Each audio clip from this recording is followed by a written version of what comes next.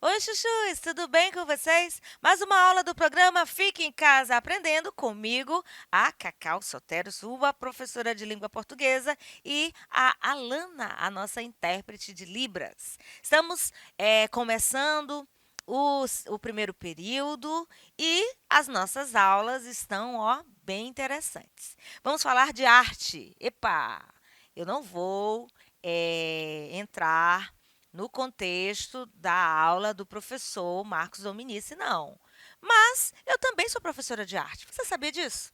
Só que a nossa arte é com as palavras. E aí, a literatura no contexto das artes. Você já prestou atenção que muita coisa que o professor Marcos Dominici nas aulas de arte trata, nós também falamos em literatura, como, por exemplo, arte, com, né, o conceito de arte, como, por exemplo, barroco, arcadismo, ele fala muito do rococó, porque ele leva para a questão da escultura, da pintura, e nós trabalhamos com a palavra. Vamos falar da literatura, expressão artística e a arte das palavras, que é o que trata a literatura em si.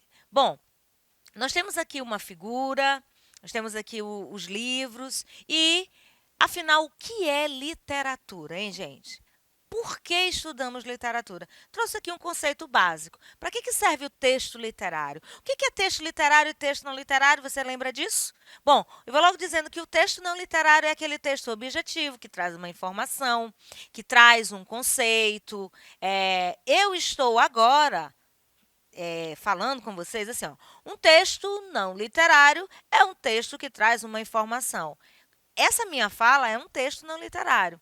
Agora, quando eu falo de literatura, eu posso abusar da subjetividade, da linguagem conotativa e a questão vira literária, tá bom? O que são os gêneros literários que você estudou no primeiro ano do ensino médio? Então, é o que nós vamos tratar agora, tá bom? Bom, gente, a literatura está presente em todos os momentos, em todas as civilizações. Nós aqui no Brasil estudamos a literatura brasileira e, claro, a literatura portuguesa e também africana, por conta da nossa colonização. Se você tivesse nascido nos Estados Unidos da América, você iria estudar literatura americana. E se nós tivéssemos sido colonizados pelos ingleses, com certeza estudaríamos literatura inglesa, claro. Então, assim, de acordo com a colonização da região, se estuda uma literatura, então ela está presente em todas as civilizações. Das mais antigas até do nosso cotidiano, tá bom? As grandes cidades contemporâneas. Então, a literatura, ela acompanha essa evolução, assim como a língua. Hoje em dia, nós falamos, nós nos comunicamos oralmente, virtualmente, e nesse contexto de pandemia, nós tivemos que nos inovar com aulas pela TV, pela plataforma Gonçalves Dias. Você assistiu aula online com o seu professor aí na sua escola, as nossas contribuições dessas aulas gravadas para vocês. Tudo isso faz parte dessa evolução e a tecnologia não fica de fora. Então, a literatura acompanha. Por isso que tem dizendo aqui, grandes cidades contemporâneas. Tudo que vai evoluindo, a língua acompanha e, claro, a arte também, tá bom? Então, olha só, a definição mais comum e mais antiga usada pelos teóricos da literatura é que a literatura é aquela construída por Aristóteles, né? E, Cacau, agora é filosofia? Não, mas tudo começa na filosofia, nós sabemos disso. Para o pensador grego, né, o Aristóteles, a literatura é uma imitação, preste bem atenção, imitação ou representação da realidade mediante as palavras. Olha que interessante. Então, assim, quando eu estou me manifestando na arte literária, eu estou, segundo Aristóteles, imitando ou representando a realidade, tá certo? Na época, esse filósofo ainda dividiu a literatura em três categorias, em três gêneros clássicos. Lembram deles? O gênero lírico, o gênero épico e o gênero dramático. O dramático é aquele que era escrito para ser encenado. O gênero épico, lembra? Sempre para contar história, uma narrativa contando história de um povo. E o gênero lírico ao som da lira, daquela harpa, tal qual a gente olha os anjinhos com ela, tá bom? Então, literatura parece não ser uma tarefa tão simples, e não é mesmo, tá bom? Por quê? Dependendo da civilização, dependendo do povo, o que acontece? Dependendo da época em que ela é escrita, depende também da produção, uma obra pode ou não ser considerada literária. Tem gente que olha uma obra de arte e diz assim: isso é arte? Olha uma escultura, uma pintura e às vezes desdenha. Por quê? Por conta disso aqui. Porque eu estou falando de arte literária. Eu também posso falar de arte não literária, de uma escultura, como eu acabei de citar. Então, para eu entender, tá bom? A literatura, eu preciso considerar todos esses pontos. A época, a produção, tá bom? A civilização e, dependendo de tudo isso, uma obra pode ou não ser uma obra literária, tá bom? Definir literatura não é fácil, já sabemos, então, podemos dizer que literatura é toda manifestação da linguagem que tem como uma das finalidades a expressão estética. Então, o Gonçalves Dias, né, nós falamos numa aula anterior, ele traz todo o seu saudosismo, todo o seu amor à pátria, numa característica chamada nacionalismo, para escrever a Canção do Exílio. O que levamos em consideração? A época em que foi escrita a obra.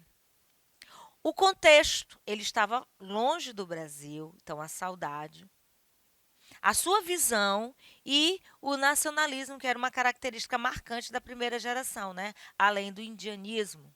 Minha terra tem palmeiras, subjetividade, onde canta o sabiá e as aves que aqui gorjeiam, aqui em Portugal, onde eu estou nesse momento, não gorjeiam como lá, na minha terra, do Brasil. Então, tudo isso aqui. Literatura é toda manifestação da linguagem que tem como uma das finalidades expressão estética. E o que é estético tem uma característica própria, tem uma questão de visão.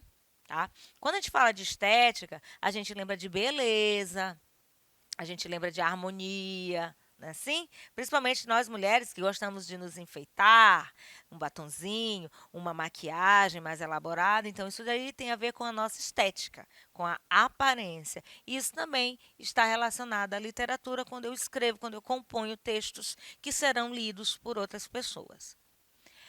Isso quer dizer que a literatura é um discurso que não pretende apenas comunicar algo.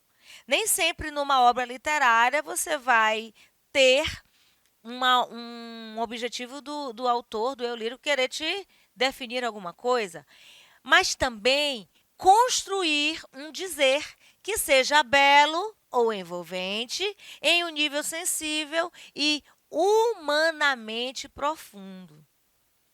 Certo? Outro dia eu estava ouvindo uma canção mais recente, né? Não tão recente, mas eu acho que você já ouviu. Do Tim Maia. Foi um grande compositor da música popular brasileira, e a música popular brasileira entra nesse contexto literário. Ele fez uma música que é muito famosa, que chama-se Do Leme ao Pontal.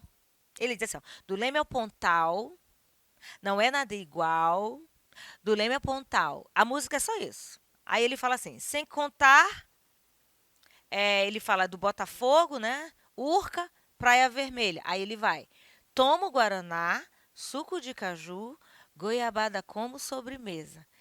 Aparentemente, pô, essa música não tem nada a ver, né? É uma batida legal, aí você canta, você repete, só que ela tem um contexto. É justamente o trecho que ele fazia praticamente todos os dias. E se você conhecer o Rio de Janeiro, você não precisa ir lá. Eu recomendo, é muito bonito o Rio de Janeiro. Mas, geograficamente falando, do Leme, que é um bairro, ao Pontal. Quando você olha ali a figura do Rio de Janeiro, a gente vê ali aquele litoral todinho. É mais ou menos isso aqui que ele está falando.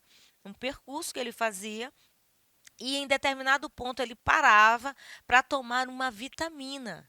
Ele colocava bolacha, doce, ele misturava tudo. Aí ele diz, ó, tomo guaraná, suco de caju, goiabada como sobremesa. Então ele pegou um contexto da sua própria vida, uma subjetividade e transformou numa poesia cantada, uma música. Então é isso que os literários definem, né? Eles trazem para nós construir um dizer que seja belo ou envolvente em um nível sensível e humanamente profundo. Então, quando você não conhece a história do autor, talvez você não entenda. A do Gonçalves Dias é bem mais clara.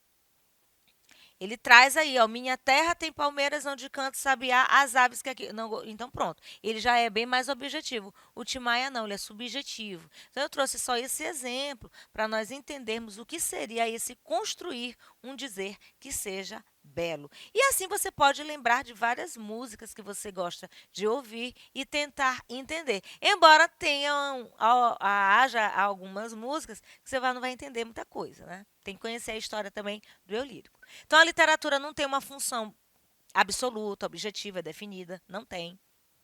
Na verdade, cada leitor, né?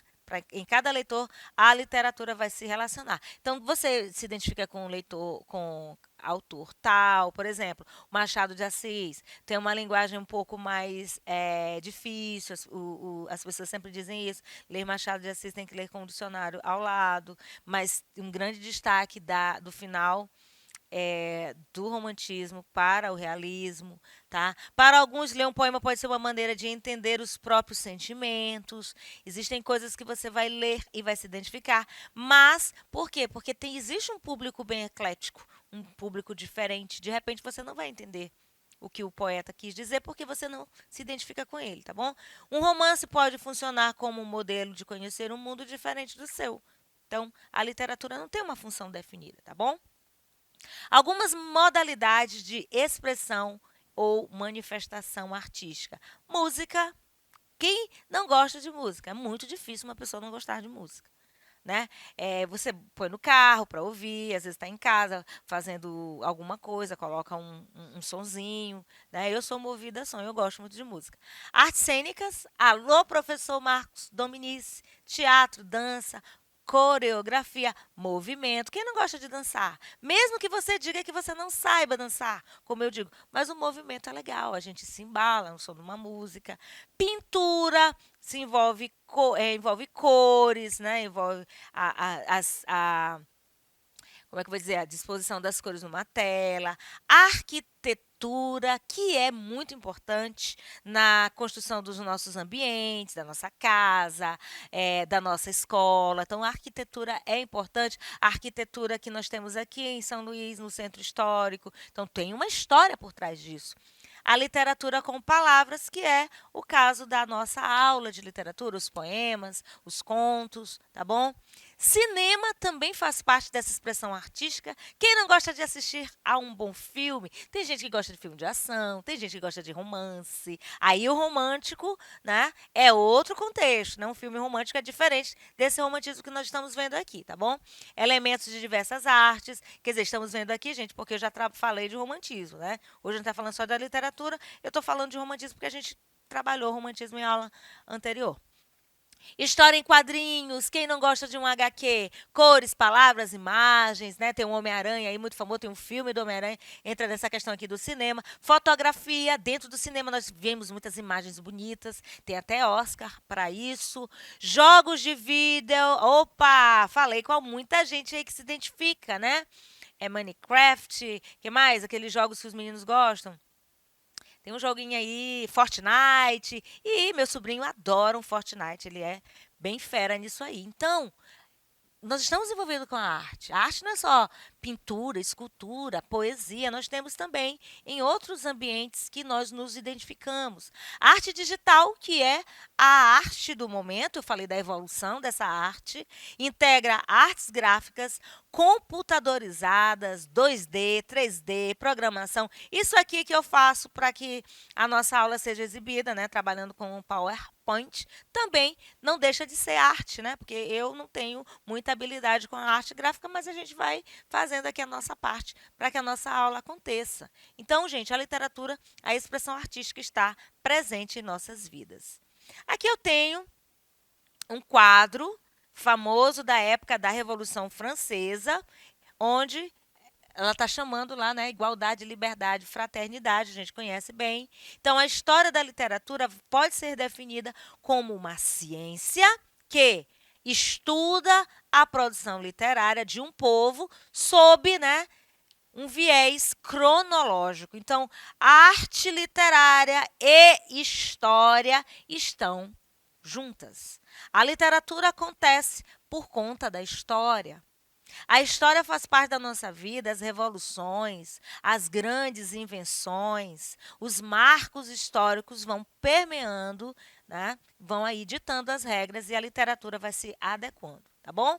A arte literária está relacionada com a leitura, com a análise de textos verbais. E por isso é considerada como arte construída pelas palavras. Então, quando você tem uma habilidade de escrever poemas, de escrever crônicas, você está inserido neste bojo da arte literária com palavras. A leitura de textos, ficcionais ou não, provoca diferentes efeitos de sentido nos leitores, nos ouvintes, né? Dependendo se você está ouvindo, se você está lendo, e permite sair do mundo real e alcançar o mundo da fantasia. Eu não coloquei aqui, gente, mas nós temos também as peças teatrais, a novela. Quem gosta de novela? Tem gente que gosta de novela. E os outros entretenimentos que a televisão traz, os programas de humor, tá? Os programas, como por exemplo agora, que as pessoas estão muito envolvidas, quem gosta, Big Brother Brasil, envolve arte, Cacau? Acaba envolvendo. Porque existem pessoas ali que vão se manifestar artisticamente, né? O comportamento das pessoas, a análise, você acaba entrando aí no mundo de uma fantasia também. Assim como outras artes, a literatura não tem o poder de modificar a realidade. Porém, ela pode influenciar, claro, tá? Ela pode fazer com que nós, leitores, ouvintes, reavaliemos a nossa vida e os nossos comportamentos em função de uma reflexão trazida numa poesia, trazida num filme, trazida numa obra de arte, trazida numa canção, tá certo? A arte literária provoca uma reflexão, como eu já disse, responde a algumas das nossas inquietações por meio de construções simbólicas. O simbolismo faz muito parte da vida do homem, não é assim? Nós sempre temos aqui um memorial de elementos que vão nos fazer lembrar. Uma caneca que pertenceu ao meu pai, é um elemento simbólico. Que mais? Uma caneta que pertenceu à minha irmã, que não está mais entre nós, pode ser um elemento simbólico. Um texto escrito e deixado, um registro. A essência dessa arte literária está nas palavras, tá certo? Em seus potenciais sonoros, sintáticos e semânticos, ou seja, no que você ouve, a função da palavra naquele texto e a significação daquela palavra, tá? Estabelecendo interlocução entre autores e leitores ouvintes. Aí eu também tenho que trabalhar com o lado conotativo, ou seja, com o sentido daquela palavra naquele contexto, como eu acabei de falar, a significação real, tudo isso trabalhando a linguagem literária. Textos literários, textos subjetivos, textos não literários são diferentes. E assim nós vamos construindo a arte nas palavras. Você não precisa ser um escritor e publicar. Basta você ter essa sensibilidade que a arte está presente na nossa vida, em nosso contexto, em tudo que fazemos. Lendo, ouvindo, falando e participando dessa construção. Compliquei?